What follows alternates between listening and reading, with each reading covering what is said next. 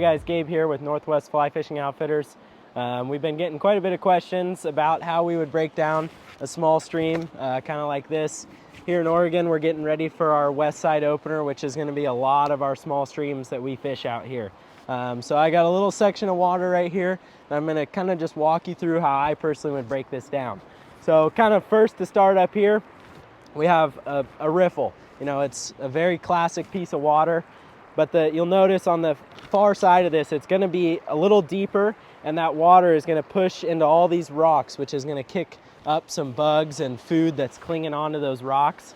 And then that's going to kind of push it, the current will push it down into this, and on the far side it's small, but you can see there's a little eddy with a foam line in there. So that food off that wall is going to kind of get sucked in there and kick around in there. So it's going to just be a big conveyor belt of food.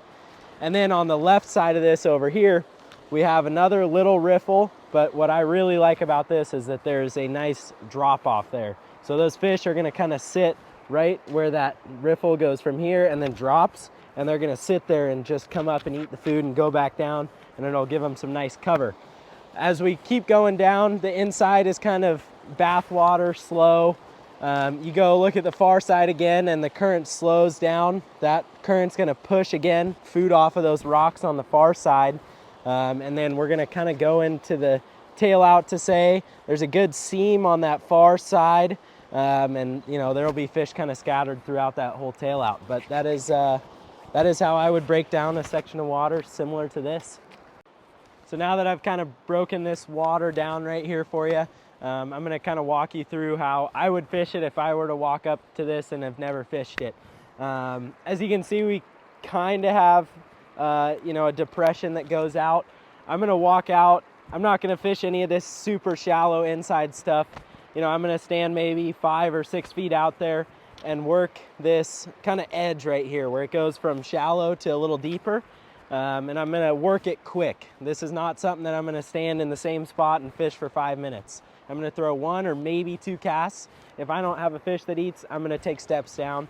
After I fish through that, it's going to be kind of tough to see, but up in the top corner, there's a little soft spot that pushes right up against the rocks. So I'd kind of work my way out after I've fished all that stuff in the middle and try and cover that far side. And then, you know, towards the bottom, it kind of starts to speed up. So I would move on from there. And then we're going to kind of walk down to this piece of water right here, and I'll walk you through this.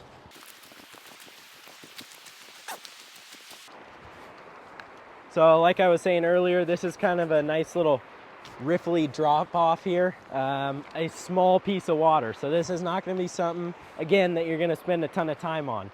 I'd walk in here, I'd, you know, cover the very inside, the softest part of it, and then I'd kind of work my way out each cast. This would be, you know, a spot no more than 10 casts, and then I'm going to move on. If you're catching fish, you know, keep fishing it, keep throwing a couple more, but if you go more than 10 casts without anything, you know, move on, find a new piece. And then we're going to come down to the bottom end of this here, the tail out to say. As you can see, it's kind of fast on the outside here, and the current's gonna push up against those rocks all the way down. When you get towards the bottom, we have a nice foam line that goes along the far side there. That's where all that food is gonna get congregated, you know, that's getting pushed off of these rocks here.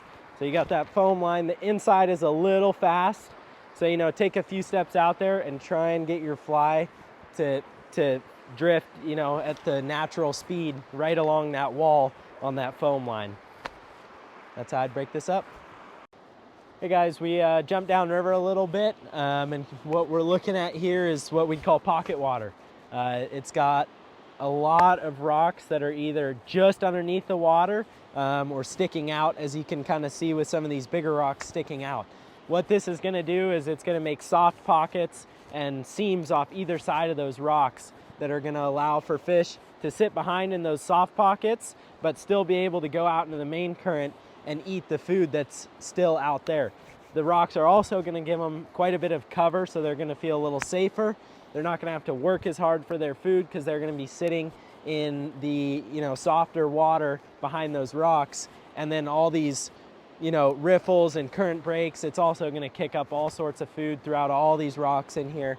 So, you know, walking up to this, I would cast a couple times behind each rock on either seam and move quick. Again, I would, you know, throw a few casts in each little pocket and seam and just work my way down quick and fast. Those fish, if they see something they like, they're going to eat it. They don't see as much food up here, so they're going to eat it.